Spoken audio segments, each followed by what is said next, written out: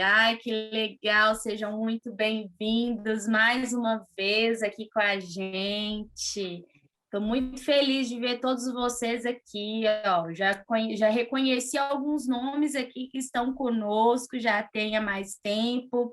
Me conta aí no chat quem está acompanhando a jornada desde o princípio, ou se já participou de outra palestra durante esse tempo aí.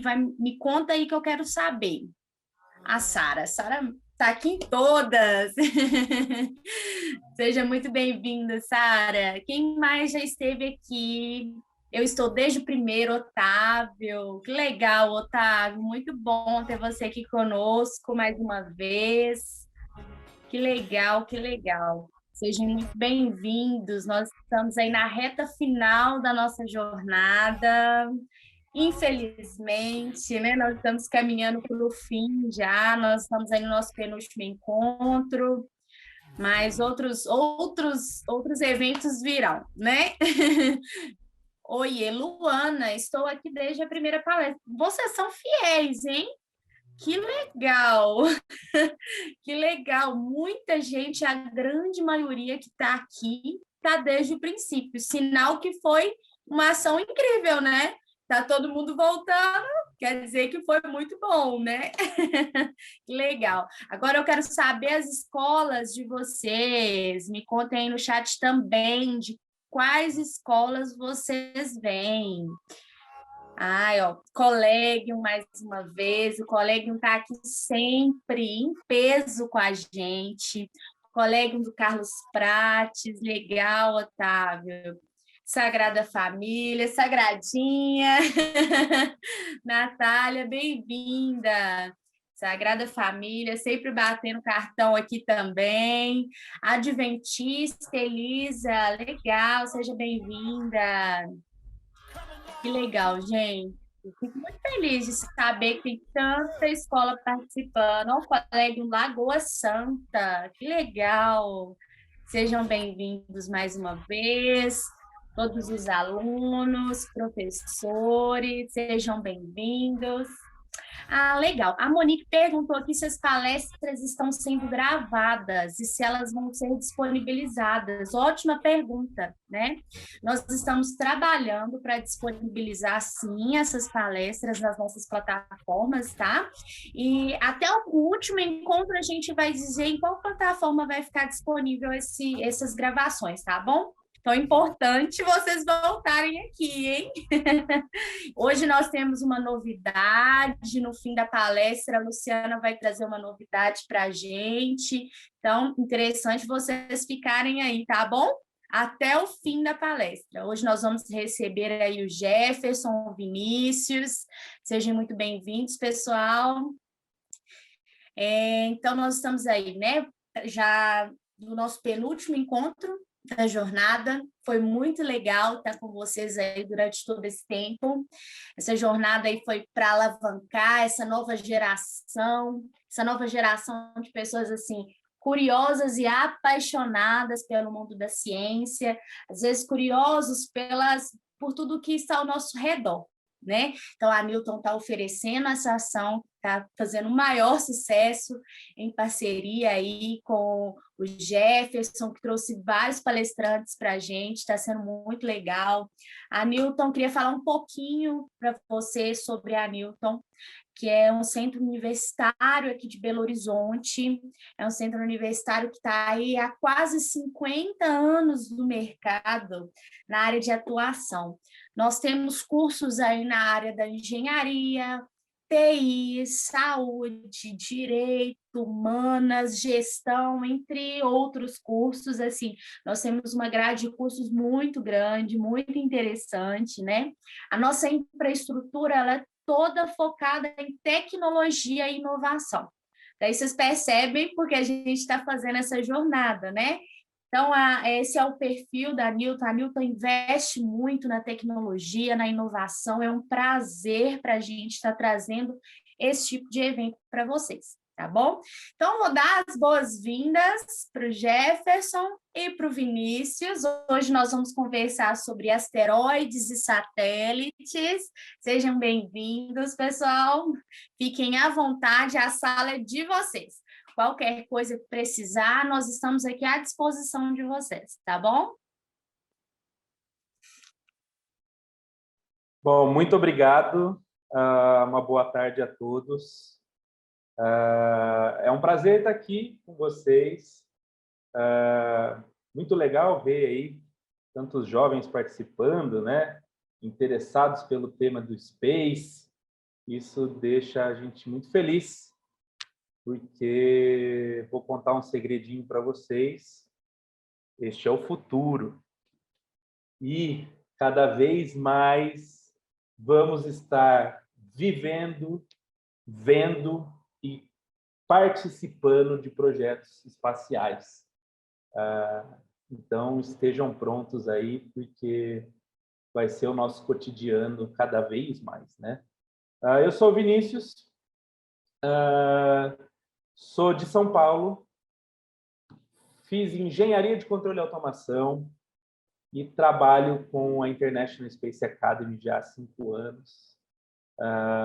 E hoje eu me considero um educador, trabalho na área de educação,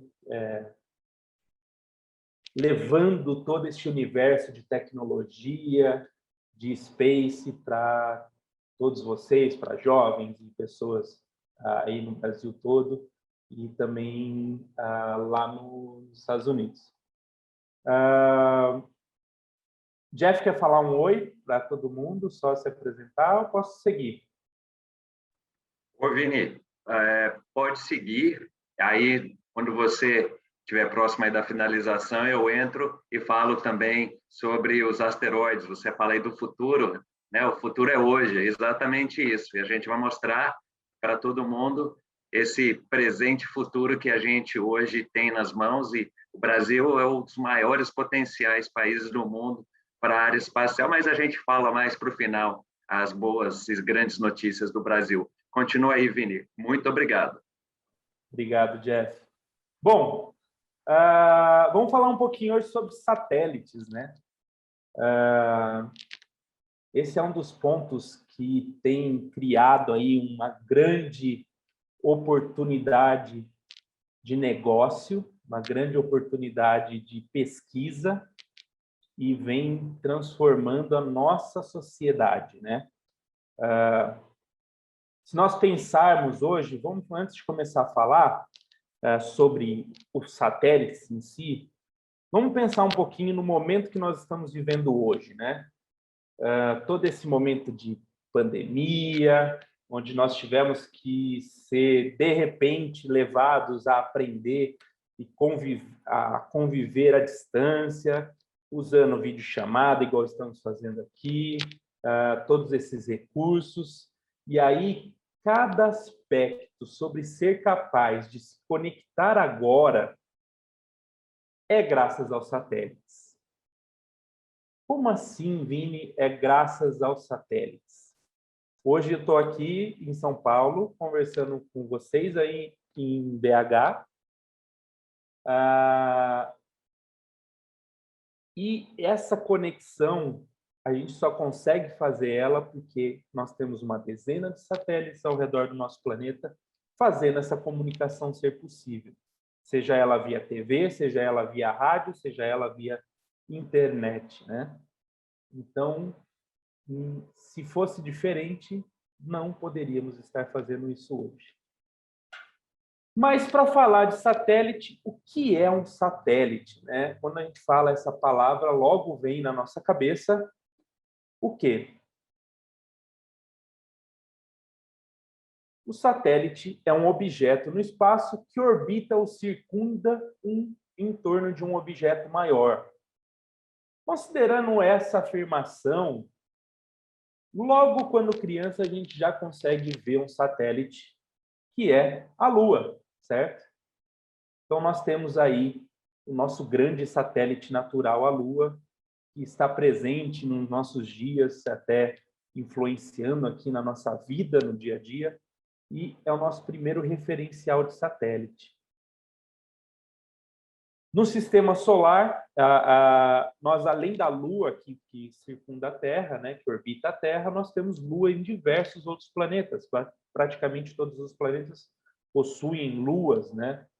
Saturno, por exemplo, possui aí mais de 53 satélites naturais, 53 luas. E até meados de 1950, ali a década de 50, nós só tínhamos os satélites naturais.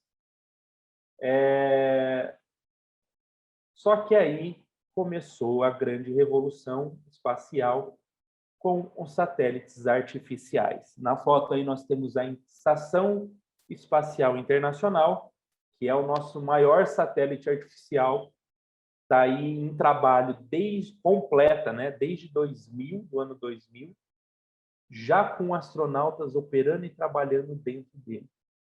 Então, nossa grande aí, Estação Internacional Espacial.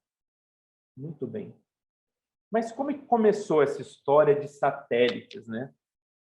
Vamos relembrar um pouquinho de como começou tudo isso aqui. Lá em 1957, de repente, os americanos foram surpreendidos, o mundo todo, na verdade, foi surpreendido com um objeto diferente passando sobre as nossas cabeças, fazendo um bip. Bip, bip, bip. E esse era o Sputnik, o primeiro satélite artificial lançado pelo homem, né, a orbitar a Terra. Ele foi lançado no dia 4 de outubro de 1957 pela União Soviética. E isso acabou chocando uma boa parte do mundo.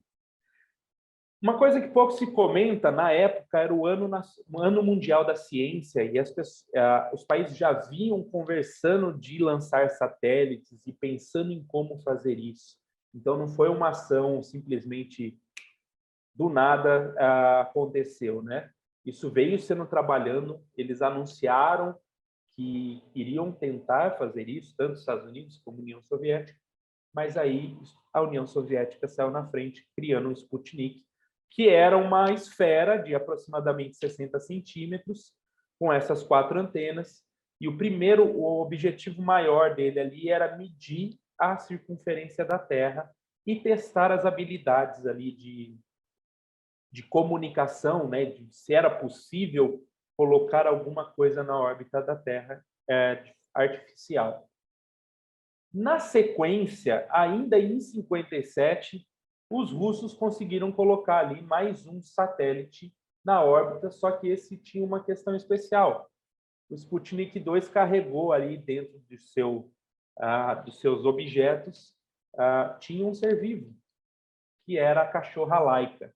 Se alguém aí já viu algum cachorro chamado Laika, provavelmente vocês já devem ter visto, em homenagem à nossa cachorrinha ali, que era uma vira-lata, foi encontrada nas ruas de Moscou, e ela foi usada aí nesse experimento, ainda em 1957. Até esse momento, a Rússia aí já tinha colocado 2 satélites e começou em si um alvoroço ao redor do mundo, e principalmente com os americanos, que como assim? O nosso maior inimigo está colocando um satélite em cima das nossas cabeças, e isso pode causar... O que eles podem fazer com isso? Nos espionar, tirar foto do nosso quintal, soltar bombas atômicas sobre os outros países. E aí se deu início à corrida espacial, e o primeiro satélite americano ele veio acontecer lá em 1958, o nome dele era Explorer 1, ele pesava 30 quilos, tá? Ele era não era muito grande, e foi a primeira oportunidade aí que os americanos conseguiram colocar um satélite no espaço. A Rússia já estava ali com 2 satélites na frente, né? Porém, uma das coisas que foi muito importante nesse começo foi essa disputa entre Estados Unidos e União Soviética, a tal da corrida espacial, né? E que, infelizmente, começou ali com objetivos políticos e militares, mas também carregou a parte da ciência. E com todo esse quem está na frente, quem consegue colocar mais coisas lá no espaço, nós conseguimos aí ter um desenvolvimento como humanidade muito rápido. Então, primeiro satélite artificial 1957. Aí 60 anos atrás, né? 60 e poucos anos atrás. Já em 58, olha a quantidade de satélites que já foram lançados. A gente tem ali o Explorer 1, que é os Estados Unidos, o Vanguard, que é um outro satélite americano, o Explorer 3, e todos eles, cada um aprimorando cada vez mais os recursos disponíveis para esses satélites e para a humanidade. Então, carregando ali, testando comunicação, testando a órbita, alturas de órbita, testando lançamentos, quantos estágios, qual era a melhor posição, comunicação, né? Então, aqui a gente tem o primeiro satélite de comunicação, ainda em 58, ó. Ele permitia a comunicação, e é muito legal que, a hora que ele carregava, ele tinha dentro dele ali mensagens, ele ficava enviando mensagens via rádio, de uma mensagem natalina do presidente americano. Então, foi esse primeiro satélite de comunicação, né, o SCORE, ele ficava enviando para a Terra mensagens de rádio com o presidente desejando um Feliz Natal para a população. Então, mas gastou uma grana para fazer isso? Como assim? Não, a gente gastou. Eles gastaram dinheiro para testar a comunicação. Então, qual é uma melhor forma de você testar a comunicação? E essa foi uma até de convencer o público, né, a pôr dinheiro e investir nesse desenvolvimento. Já em 60 ali a gente começa já com os primeiros observadores, né, para tirar fotos da superfície da Terra, comunicação de rádio, telecomunicações, né? Aí a gente consegue fazer ligações com o courier aqui, ó. Olha que maluquice isso, em 2 anos houve todo esse desenvolvimento, né? E aí já em 62 a gente já tem o Telstar, que foi o primeiro satélite a transmitir programas de TV. Então aí passou a ser possível transmitir um programa de TV na Europa e a gente assistir aqui no Brasil, né? Até uma...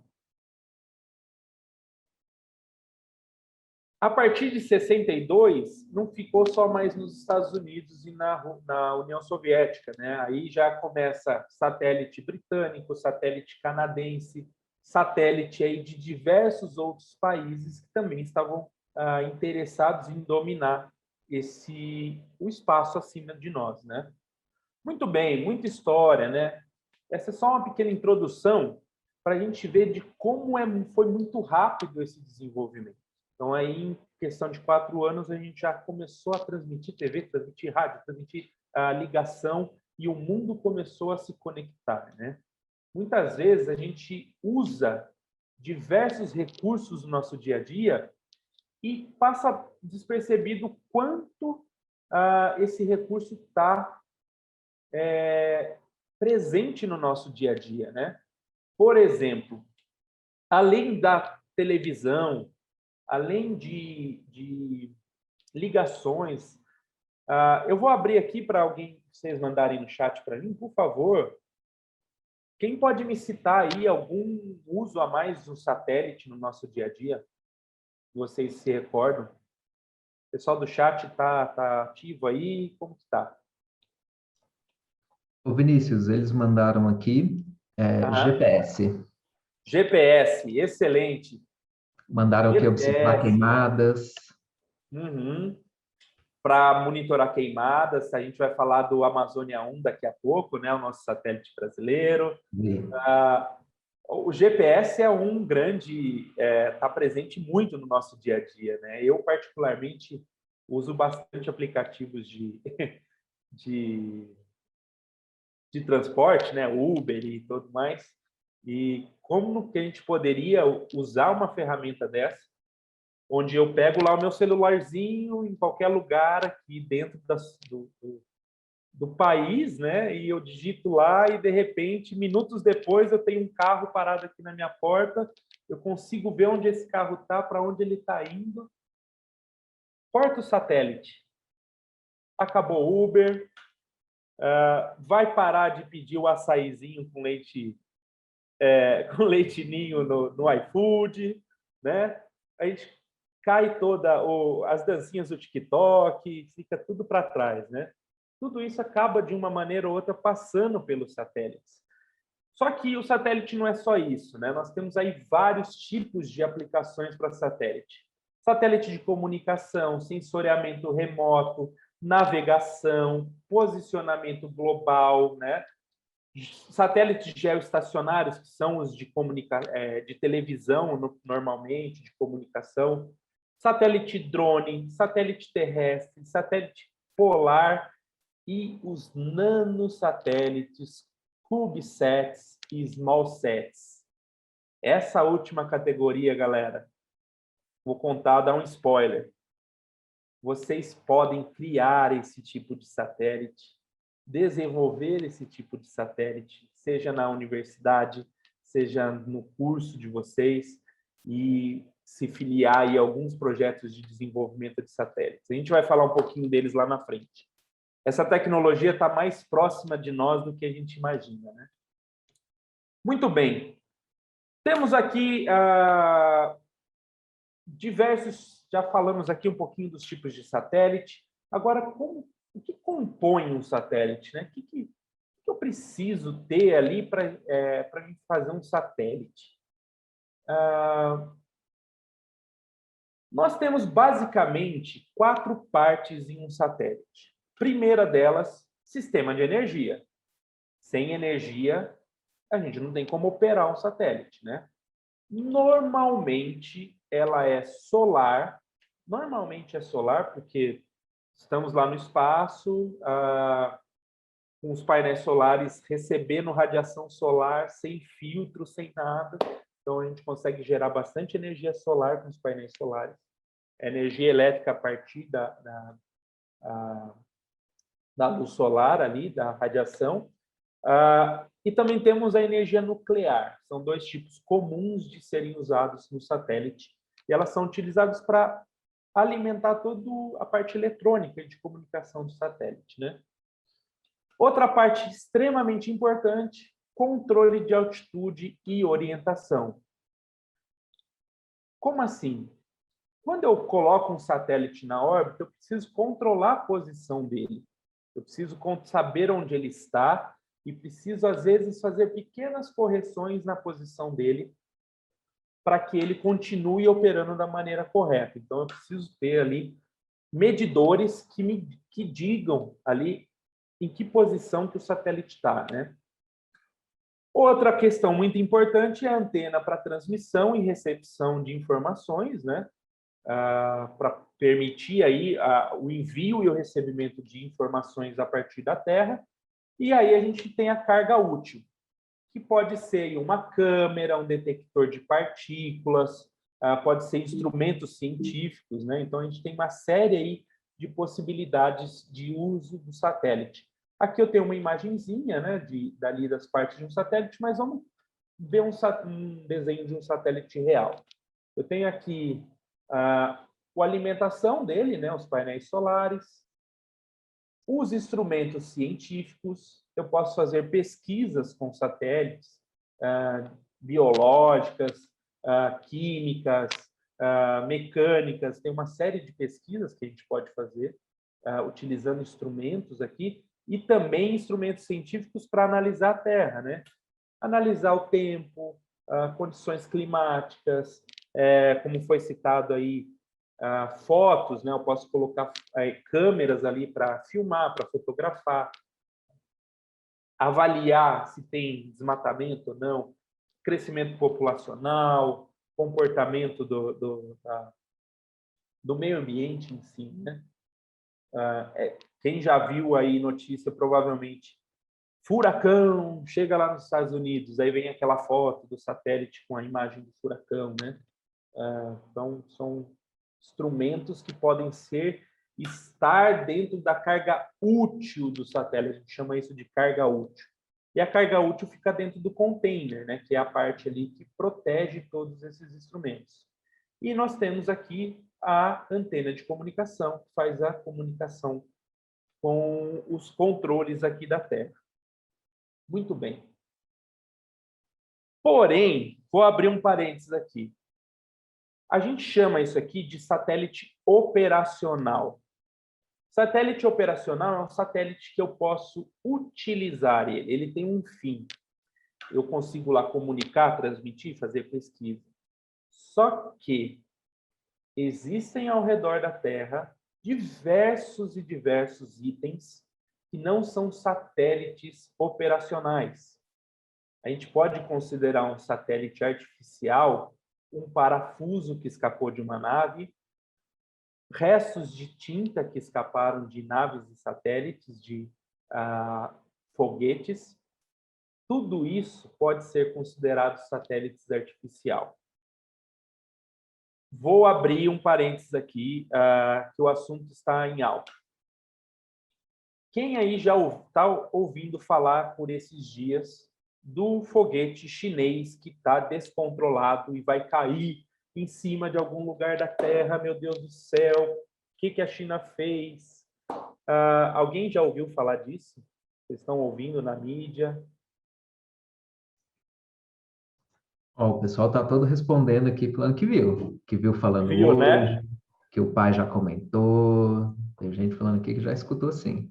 E já tem muita gente apavorada, meu Deus, vai cair um foguete na minha cabeça, eu vou abrir a porta da minha sala e vai ter um foguete lá no meio da rua. Gente, calma, calma. A galera está fazendo uma tempestade em cima disso. Não é bem assim. Praticamente todos os dias nós temos resíduos de naves, de satélites, de foguetes que estão na órbita da Terra e estão entrando na atmosfera. Este foguete é mais um deles. A chance de cair em alguma área de terra é de menos de... Ele tem 70% de chance de cair no oceano. E mesmo assim, o que restar dele? Porque na hora de passar na atmosfera, ele queima, ele perde uma boa parte dele, é queimado. Então, esse que estão apavorando, que vai cair, não sei o quê, é um pouco de exagero. Existe uma possibilidade disso acontecer? Existe, mas é muito, muito, muito, muito, muito pequeno. De acertar a cabeça de alguém, então, é absurdamente pequeno. Então, porque pensa, nós estamos desde 1958 lançando foguete, lançando satélite, lançando estação espacial e um monte de coisas, e tudo isso acaba deixando resíduos na atmosfera, na órbita da Terra. E esses resíduos eles vão caindo. A maioria deles queima na reentrada. Então, o pessoal gosta da imprensa de fazer muito alarde, né? Gosta de apocalipse, vai morrer todo mundo, mas calma aí, não é bem assim, né? A gente vai falar um pouquinho mais sobre esses detritos na órbita da Terra, porque é uma coisa que precisa... A comunidade científica está muito preocupada com isso, tá? Maravilha! Como que eu coloco um satélite na órbita? E agora, hein? Eu construí o meu satélite, eu vou fazer um satélite para comunicação, criei lá, eu quero colocar ele em órbita. Aí eu vou ali na casa do João, compro um foguete, e mando o meu satélite lá para cima, né? Mais ou menos. Não é muito bem assim, né? Primeiro, nós precisamos de um foguete. Nós precisamos de um foguete. E eu vou pedir a licença aqui para eu mudar minha apresentação. Eu vou colocar aqui um pequeno vídeo para a gente entender quais são os processos para colocar um satélite em órbita. Então, rapidinho aqui, deixa eu trocar minha tela. Perfeito, Vini, perfeito. Maravilha, obrigado, Jeff. Então, aqui, ó, é um pequeno vídeo. Eu gosto desse vídeo porque ele tem uma animação legal aqui, da agência europeia. Então, primeiro, eu tenho aqui no meu foguete a parte de baixo, aqui, essa parte cinza, é o estágio, o primeiro estágio do foguete, é o core do foguete. Nós temos aqui os menores, os boosters menores, né? E essa parte mais branca aqui na ponta do foguete é onde fica a carga útil de um lançamento. Dentro da ponta do foguete aqui nós temos o satélite, tá? Então, tudo que vocês assistirem, um lançamento de um foguete, e está acontecendo muito lançamento de foguete. Se vocês assistirem uma transmissão no YouTube, toda a carga útil do foguete, ou seja, aquilo que o satélite, a cápsula, partes de estação espacial, robôs, tudo vai dentro dessa ponta dele aqui, tá? Então, ele é lançado de uma base aí de lançamento, tem diversas ao redor do mundo, nós temos Alcântara aqui no Brasil. Quando ele atinge ali a parte já acima de 100 quilômetros de altitude, ele descarta ali o primeiro estágio, que serviu para colocar ele no espaço, e aí ele segue aqui com o segundo estágio. Esse segundo estágio no foguete, ele serve para colocar e posicionar o satélite na posição correta dele, na altura correta. Cada satélite, para o seu funcionamento, ele tem uma altura correta para operar, tá? Então, é essa parte aqui que vai posicionar. Claro que é todo um cálculo desde o lançamento, né? Você vai construindo, você vai levando ele até a posição correta. Então, uma vez que ele entra nessa órbita,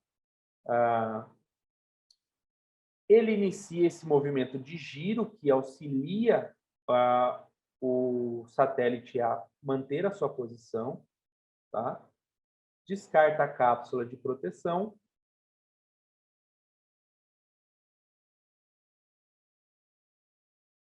Acelera o satélite na velocidade ideal para ele se manter em órbita.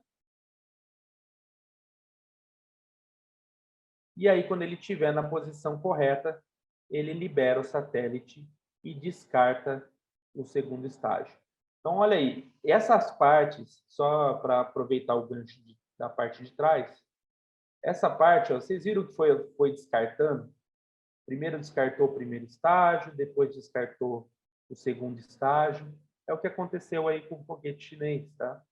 Você descarta essa parte, quando ela bate na atmosfera lá da Terra, ela desintegra a maior parte, e o satélite segue em órbita. Muito bem, muito bem. Alguma pergunta sobre isso, sobre esse ponto? Eu vou abrir uma pergunta aqui, pode ser?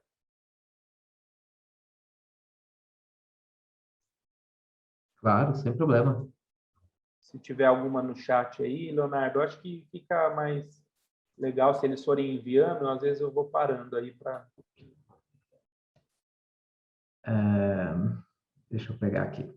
Tem uma pergunta falando o seguinte: quando recebemos uma mensagem pela TV de falha de conexão ou alguma outra coisa com satélite, o que está acontecendo? É com satélite mesmo? Várias coisas podem acontecer. Principalmente o mau tempo. Lembra que nós estamos enviando uma mensagem daqui da superfície da Terra para um objeto que está fora da nossa atmosfera. Se eu tiver uma camada aqui muito espessa de nuvens, algum mau tempo naquele lugar, a gente acaba perdendo a conexão do satélite. tá? Essa é uma das razões. Outra razão pode ser a antena perder a posição do satélite. Muito, mas muito, muito raro de acontecer, mas muito, muito raro, é o próprio satélite não parar de funcionar. Mas o dia a dia, normalmente, é um mau tempo, tá? Normalmente é um mau tempo. Olha, Vinícius, recebi agora um tanto de perguntas sobre a questão se um satélite ele pode colidir com outro, ou ele pode colidir com algum lixo espacial que está ali também. Ótimo, Muitas ótimo. perguntas sobre isso. Legal, a gente vai chegar nesse ponto aí, tá? Eu vou entrar agora nesse ponto. Mas antes da gente pensar aqui, como colide um satélite em outro, vamos entender por que um satélite não cai na Terra. O que faz esse satélite ficar em órbita, né?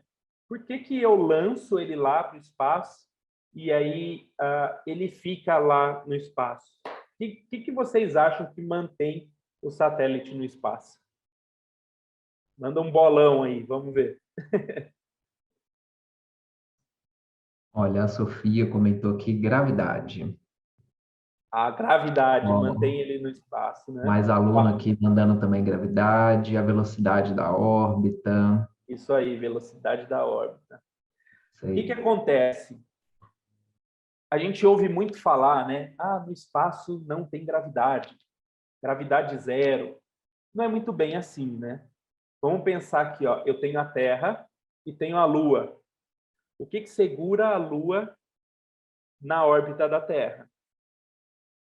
A gravidade da Terra, né? Então a Lua ela fica orbitando a Terra pela gravidade. Se eu tenho um satélite aqui no meio, eu também tenho gravidade, né, da Terra operando aqui. Mas como que ele fica lá, né? Quem já jogou futebol? Todo mundo já, pelo menos, assistiu um futebolzinho, né? Imagina a seguinte situação. Eu chuto uma bola.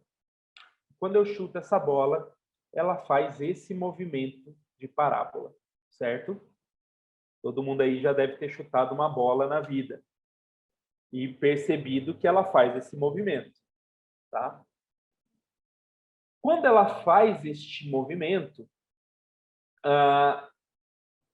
imagina o seguinte, se eu conseguisse chutar essa bola tão forte e tão rápido que essa curva da bola fosse maior que a curvatura da Terra. A bola, em vez de cair no chão, ela iria eternamente, entre aspas, ciclicamente, cair fora da Terra.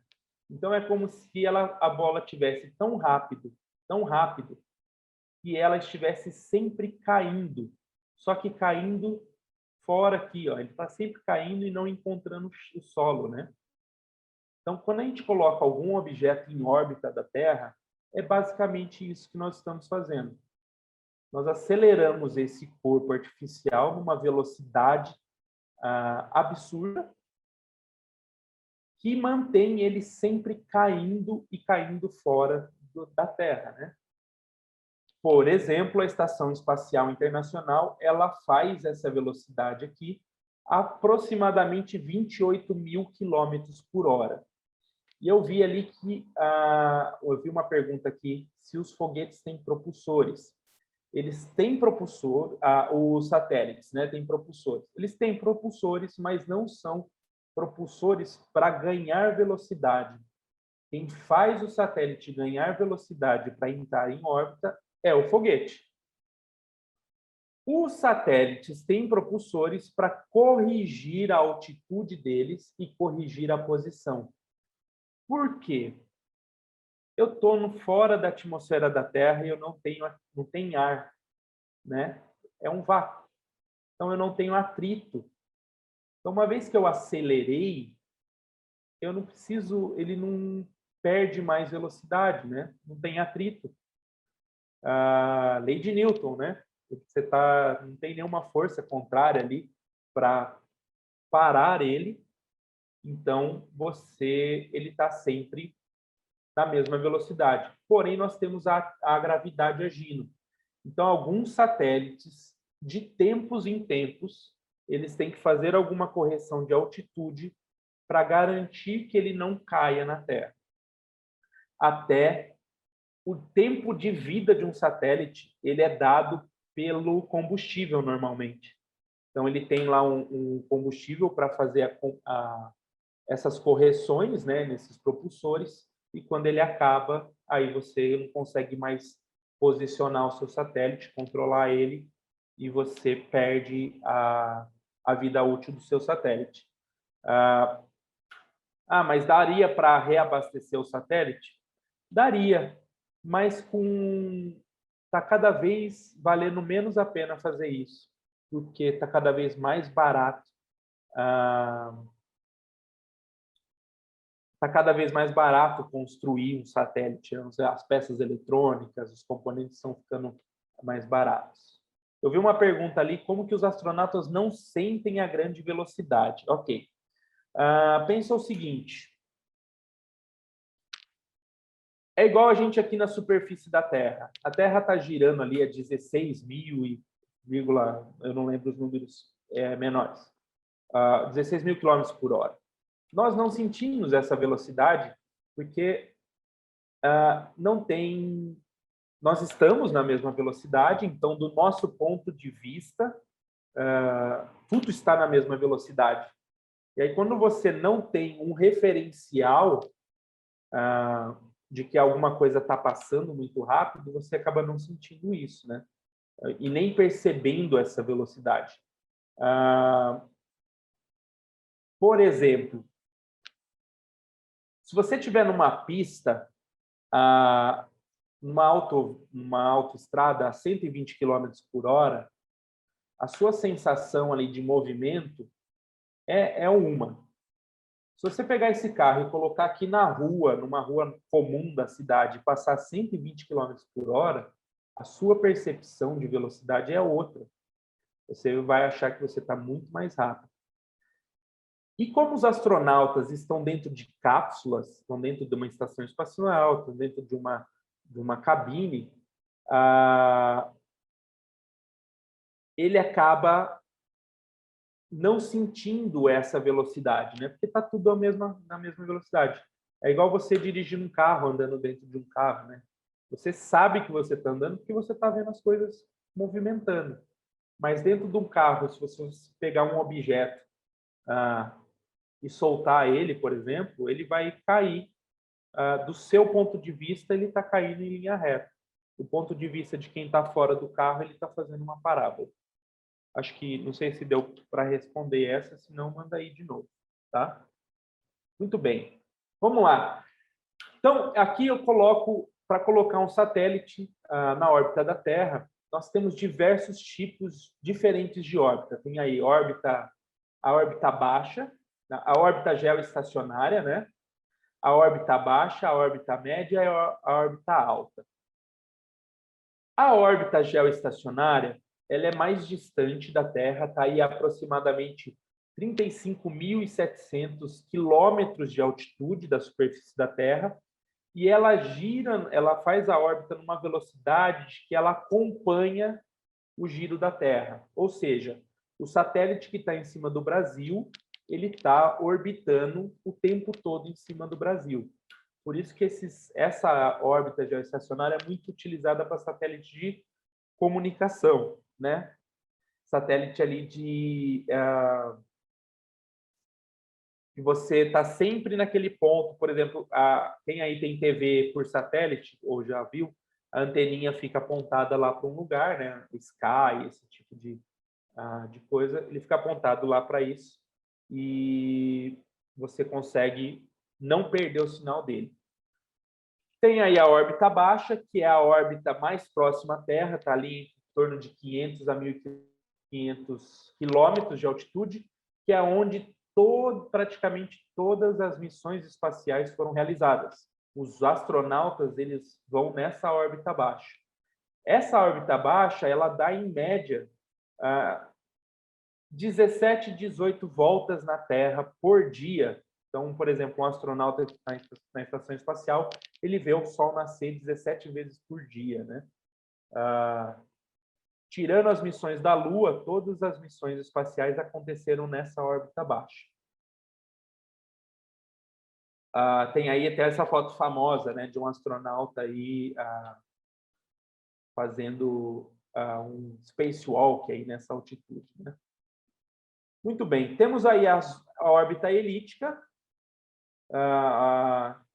que pode ser usada para transferência, e a órbita média. Então, nós temos um conjunto de órbitas diferentes, onde cada uma delas serve para um tipo diferente de satélite de comunicação e tudo mais.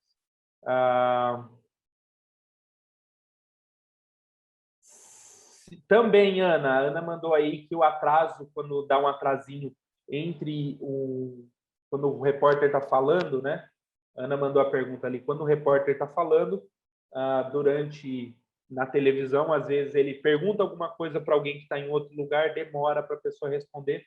Sim, normalmente é delay, a gente chama de delay ali na comunicação.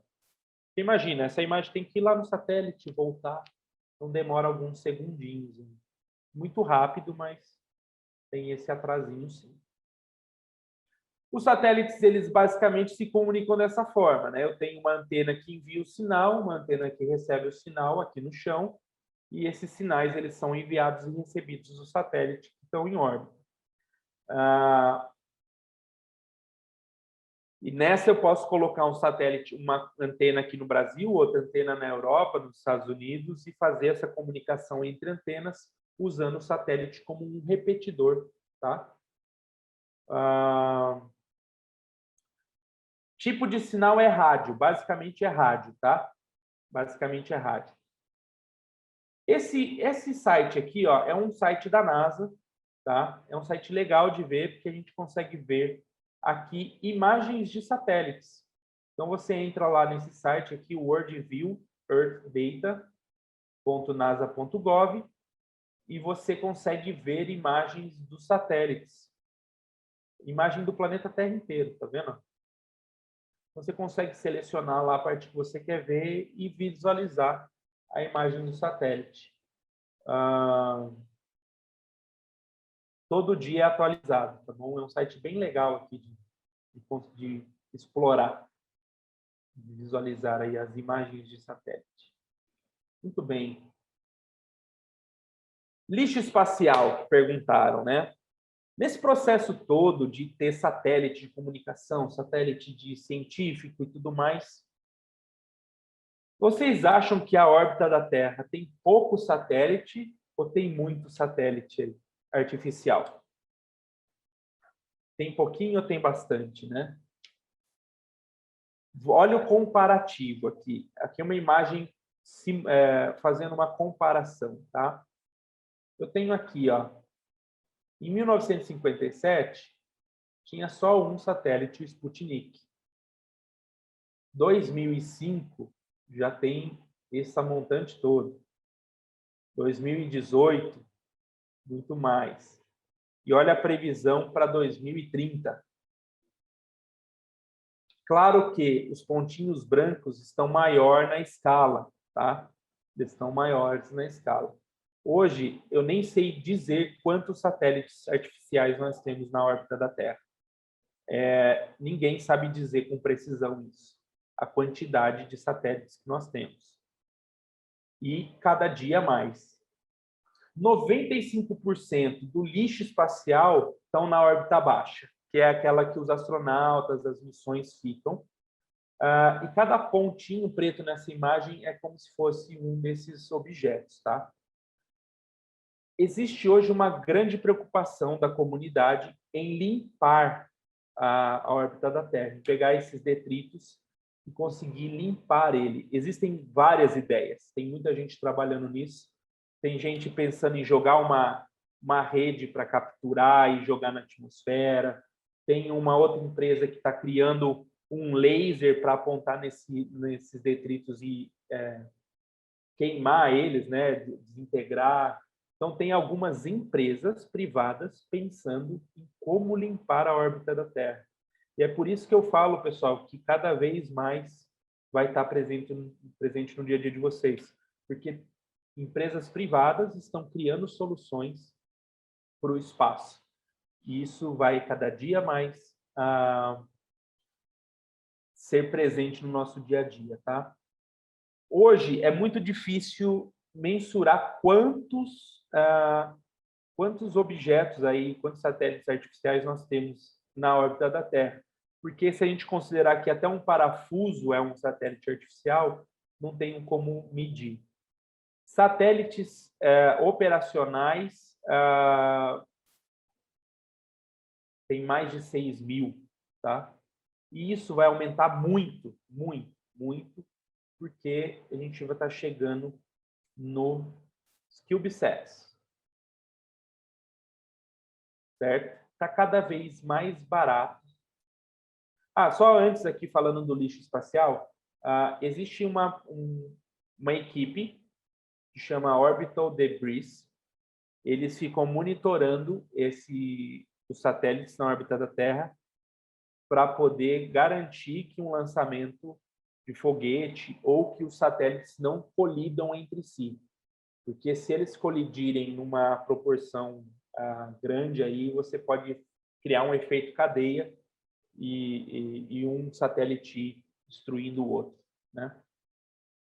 Porém, apesar dos pontos serem grandes aqui na imagem, não são tanto. Ele é menor, tá? Então é bem tranquilo, lança o foguete. Imagina o seguinte: imagina que cada ponto desse fosse menor que um carro. Na proporção da Terra, ele não é tão grande, assim, mas a quantidade é muito. Maravilha. CubeSats são satélites pequenos. Alguns aqui já devem ter ouvido falar de Arduino, falar de microcontroladores. Então, a eletrônica está ficando cada vez mais barata. E aí, hoje, o foco mudou um pouco. Antigamente, os satélites eram muito grandes, muito caros, muito pesados. Hoje, você consegue fazer satélites bem pequenos, que são os CubeSats, por conta da eletrônica. Esse CubeSat, ele tem como padrão um tamanho de 10 centímetros por 10 centímetros. E alguns CubeSats usam Arduino até, tá? Então, você tem aí esses modelinhos de satélites pequenos. Existem diversas universidades, diversos programas ao redor do mundo que trabalham com o desenvolvimento de CubeSats. E esses CubeSats, você pode ir criando ele para a função que você quiser estudar e lançar em lançamentos aí, né? Você pode pôr ele num foguete, por exemplo, né? Então você coloca aqui, ó, o lançamento de um foguete, e aí do ladinho do foguete aqui, ó, você vai colocando os CubeSats e quando chega na órbita o foguete vai soltando ele na órbita conhecida, na órbita que ele tem que ficar. Isso aqui é muito legal, gente, porque existem competições de fazer isso, de CubeSats. E existem várias empresas hoje trabalhando com CubeSats, com satélites pequenos. E isso é uma revolução. Porque antigamente, hoje você pode pensar lá um estudo para fazer com um satélite e lançar num foguete menor. Você não precisa de um foguete absurdamente grande. Tem algumas empresas, tem uma empresa da Nova Zelândia, a Electron, eles constroem foguetes pequenos para lançar CubeSats. Inclusive, vocês devem ter ouvido aí recentemente que a Alcântara fechou aí uma parceria, né? Que nós vamos lançar, começar a lançar ali de Alcântara CubeSats, né? As empresas que ganharam ali, o foco é lançar satélites pequenos, sondas e tudo mais. Então, é uma grande revolução aí. Aqui eu tenho uma imagem, por exemplo, de uns CubeSats sendo colocados em órbita pela Estação Espacial, né? É muito legal, cara. E aí, só para a gente ir caminhando aqui, eu acho que eu já estendi um pouquinho, Starlink, vocês devem já ter ouvido falar da SpaceX, a empresa do Elon Musk, de lançamento, e eles têm aí a Starlink. A Starlink é um projeto da SpaceX de colocar internet disponível em qualquer lugar do mundo. E eles já estão com mais de 1.000 satélites da rede Starlink. Qual é a ideia? Você colocar diversos satélites, aí até tem um trenzinho do Starlink, né? Esse aqui a gente consegue ver, se vocês instalarem, tem diversos aplicativos que mostram a posição deles. No início da noite a gente consegue ver os Starlink passando. Eles andam aqui em fileirinha, né? A luz do sol bate neles e a gente consegue ver. Então, a ideia é colocar esses satélites ao redor do globo todo, do planeta todo, e oferecer internet a qualquer região do planeta. A SpaceX já tem autorização para colocar 12.000 satélites na órbita para fazer a rede do Starlink. Então, olha quantos satélites vão ser disponibilizados aí na órbita da Terra. Como se não bastasse só a Starlink, tem a OneWeb, que também está criando a sua rede de satélites de comunicação, mini satélites. São satélites pequenos, tá? Esses satélites são pequenos. Também aí já tem autorização para colocar muitos satélites em órbita. Esses satélites ficam na órbita baixa, então como eles estão próximo à Terra, a velocidade de comunicação deles é rápida. Então você não tem aquele delay que me perguntaram aí, para fazer, você consegue ter essa comunicação rápida. Já está autorizado isso. Vi aqui uma pergunta. Estes satélites podem atrapalhar a observação astronômica? Sim. E esta é uma grande briga dos astrônomos com a OneWeb, com Elon Musk. Eles, tanto a OneWeb quanto a Starlink, eles estão tentando, eles pintam os satélites deles de uma cor que ele não fique visível, né? Estão pintando lá com uma tinta com a ideia de deixar eles invisíveis, não refletir a luz do sol. Porém, quando você observa lá com longa exposição, você vê o rastro do Starlink. Tá? É possível ver esses satélites do Brasil? Sim, é possível. Aliás, a Starlink já vai vender plano de internet. Você consegue comprar a antena da Starlink aqui no Brasil, acho que são $500 ou $1.000, e pode ir lá no meio da Amazônia, apontar a antena para cima, você vai ter internet de alta velocidade lá, tá? Eles já estão, você consegue já comprar, já está operando, tá? E é muito legal os lançamentos da SpaceX, porque cada vez eles lançam 60, 80 satélites de uma vez. Em um foguete, vai 60 satélites de uma vez. O próximo foguete deles, eles querem lançar 400 satélites de uma vez, em um lançamento só. Tá? Essa rede aí é para dar internet para qualquer parte do planeta Terra. Que é a OneWeb. A OneWeb é outra empresa, igual a Starlink. Tá? A OneWeb é uma empresa que está criando esses satélites aqui, eles também já estão lançando. Já tem satélites da OneWeb na órbita aí para colocar internet. Maravilha. E eles estão baixos, né? Então a velocidade, para a galera que é gamer aí, o ping é bem pequeno, tá? A galera que é do gamer aí, o ping é bem razoável.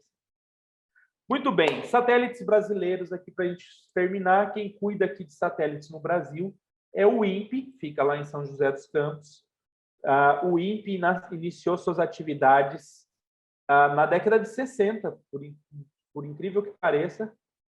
Nós começamos ali no princípio, né? Já trabalhar com satélites, com desenvolvimento, com pesquisa de espaciais. E recentemente nós temos vários satélites aí operando, e recentemente nós lançamos, vocês devem ter visto na mídia aí, o primeiro satélite 100% brasileiro, que é o Amazônia 1. É esse dourado ali, né? qual foi o diferencial? Ele é 100% feito, desenvolvido pelo Brasil. E ele vai ser utilizado para monitorar a Amazônia. Então, verificar queimada, desmatamento, principalmente esse tipo de análise. Ele tem uma órbita polar, então todo dia, no mesmo horário, ele consegue fotografar a Amazônia todos os dias, a cada 5 dias, perdão.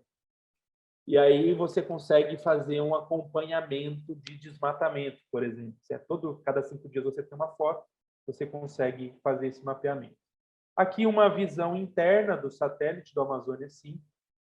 Ele é bem grande. Foi lançado pela Índia, foi lançado num foguete indiano, porque lá em Alcântara a gente não tem veículo lançador para esse tamanho de foguete, tá? Em Alcântara a gente só consegue lançar foguete suborbital, que chama, tá? É foguete que não completa a órbita da Terra. Ele sai no espaço, mas ele não completa a órbita, tá? Mas vai melhorar, vai melhorar. Eu tenho fé que em Alcântara, logo, logo, a gente tem lançamentos maiores lá.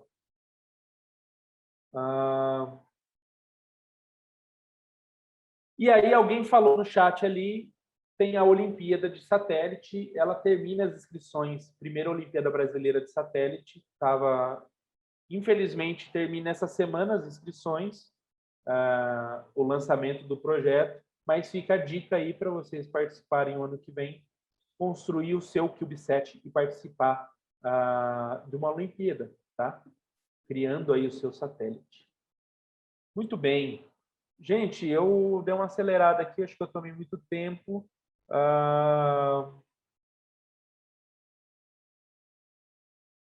Deixa eu ver aqui, tem mais alguma pergunta que vocês querem fazer? Deixa eu ver aqui. Quanto tempo um satélite consegue ficar funcionando? Entre 10 e 15 anos, Laura. Entre 10 e 15 anos é o tempo útil, de vida útil de um satélite, tá? Entre 10 e 15 anos. Deixa eu ver aqui. Mais alguma pergunta? Quem estava monitorando o chat?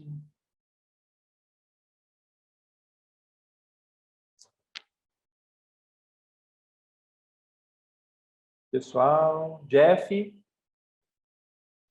Oi, Vini, sem nenhuma pergunta, obrigado. Ok. Não, muito pessoal bom. Do chat, quem estava monitorando o chat. Muito informativo, Vinícius. Muito bom, muito bom. Obrigado. Foi muito legal, Vinícius, muita informação boa. A OneWeb, né? Muito bom, muito bom. Tem mais alguma pergunta aí? Se alguém quiser. Qualquer outra pergunta a gente pode te encaminhar também por e-mail. Maravilha, maravilha. A gente retorna para eles. Só para a gente passar para o Jefferson pela nossa questão de horário. Ô, Jeff, responde essa aí, ó. Tem alguém na estação espacial? Gente, obrigado. Desculpa se eu tomei mais tempo do que o devido. Um grande abraço a todos aí. Obrigado pelo convite. A gente que agradece, Vinícius. O pessoal está agradecendo aqui no chat também. Obrigado, gente. Obrigado. Vai lá, Jefferson. Muito obrigado, Vinícius. Legal. Vamos... Aliás, o Vinícius falou da OneWeb, né? OneWeb, ela fica praticamente a meia milha do nosso laboratório de ciências espaciais, tá bem pertinho mesmo. Bom, vou falar sobre a parte de asteroides, que é uma parte que eu gosto bastante, eu tenho estudado aí junto, inclusive, com o pessoal da nossa equipe, e é uma área realmente que nós achamos que, junto com a área de satélites, essa área toda que a gente tem hoje também de exploração espacial, ela é a próxima jornada, né? Então, o que a gente fala, né? Explorar o espaço sempre foi um sonho antigo da humanidade, né? A gente quer conhecer, saber, o Vinícius falou desde o primeiro satélite que foi lançado, da corrida, e hoje a gente tem o que a gente fala, que é a exploração e o início, né, da exploração dos recursos minerais em asteroides, né? E por que isso? por que a gente tem hoje essa parte toda de exploração em asteroides? Eu vou comentar isso também no próximo slide, mas o legal é que a gente começa a ver várias empresas startups, ou seja, empresas nascendo hoje somente com o objetivo de exploração em asteroides, e principalmente o que a gente fala que é a mineração em asteroides, né? Então, a gente fala hoje que o asteroide hoje é um mundo rico, né? Até para se ter uma ideia, segundo a Agência Espacial Americana, se a gente fosse hoje pegar todos os asteroides que nós conhecemos no sistema solar, e a gente fosse minerar esses asteroides, fosse realmente atrás da exploração dos asteroides, cada pessoa na Terra hoje receberia mais ou menos 100 bilhões de dólares, para vocês terem uma ideia da riqueza que nós estamos falando na exploração de asteroides. Tem um asteroide que é bem conhecido, que está sendo explorado hoje, que é o asteroide de Bennu, né? A NASA tem um programa hoje que ela está fazendo a exploração do Bennu. Os japoneses também estão explorando asteroides, e é a área que nós estamos hoje, na realidade, aí, planejando ainda mais investimentos. Agora, o que acontece, né? Por que também a gente tem exploração em asteroides? O Vinícius comentou e outros apresentadores falaram, exatamente, até a semana passada, a doutora Thais comentou sobre a parte do corpo humano, de ir para Marte. A gente acredita, vários pesquisadores, inclusive pessoas que trabalham conosco, acreditam que, na realidade, se a gente quer começar a construir e ser, né, hoje aí o pioneiro em Marte e montar estruturas em Marte, a gente pode utilizar o cinturão dos asteroides exatamente utilizando esses minérios, né, esses minerais, para começar a construção de Marte, exatamente pela proximidade que tem do Asteroid Belt da parte aonde nós achamos que será toda essa parte de estrutura de Marte. E o que a gente fala, né? Não sei se vocês sabem, mas existem vários tipos de asteroides, né? E qual é o melhor asteroide? A gente fala, depende, né? Hoje, por exemplo, a gente tem asteroides do tipo C, que eles hoje tem grande abundância de água, né? Então, você fala, poxa, se você precisar de água, principalmente na Lua e em Marte, você pode, aí, de repente, começar um planejamento na parte da prospecção dos asteroides tipo C, né, que são os ricos em água. Aí a gente também tem um asteroide tipo S, que esse, inclusive, ele é bem interessante porque ele tem outros minerais como ferro, níquel, silicato, cobalto, ouro, que muita gente dá muito valor na Terra, platina, né? Então, isso é interessante para a gente entender por que a gente está tendo e vai ter muito mais a corrida para os asteroides. Aí a gente tem o tipo M, que são os mais raros de ser encontrado, tá? E contém 10 vezes mais a quantidade de metal do tipo S. Então, na realidade, tem aí algumas empresas, principalmente em Luxemburgo, tá?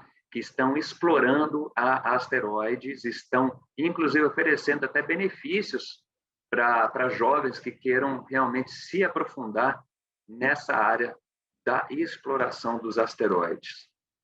Aí a gente fala, né?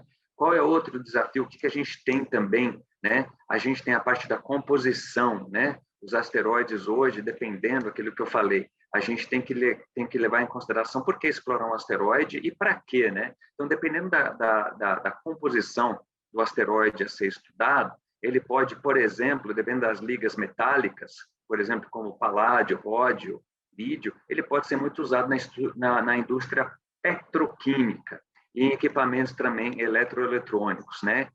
E também que interessem a outras indústrias.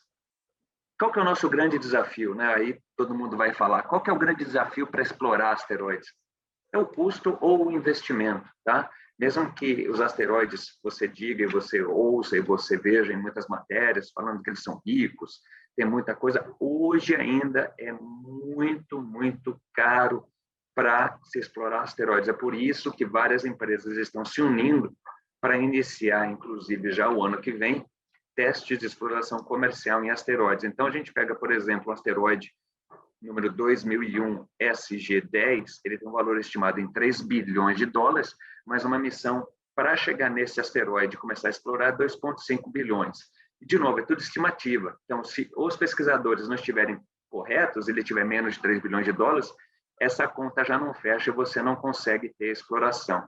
Nós iniciamos no ano de 2018 um programa bem legal na área de... um programa para jovens, para entender a exploração em asteroides, programar robôs, programar rovers. É um programa bem interessante, a gente volta com esse programa em 2022, de novo. Nós achamos que nesta década, o que a gente vai ter bastante são oportunidades na área de exploração e também na parte do entendimento dos asteroides. Agora, uma coisa interessante, por que também que a gente está indo atrás dos asteroides, né?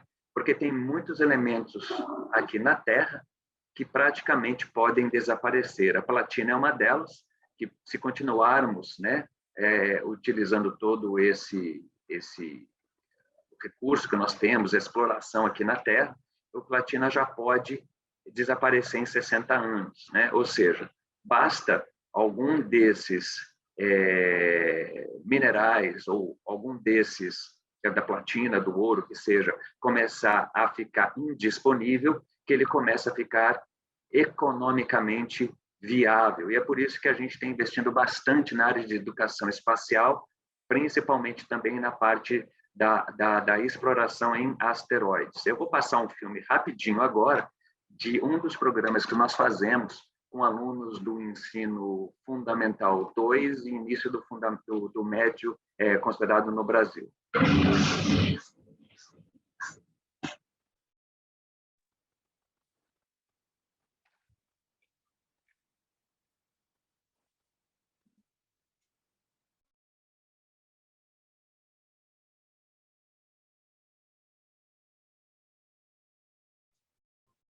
O vídeo parou aqui, Jefferson.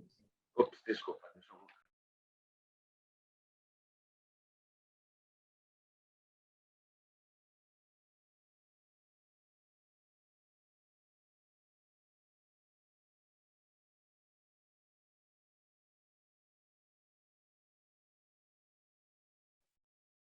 Sem som.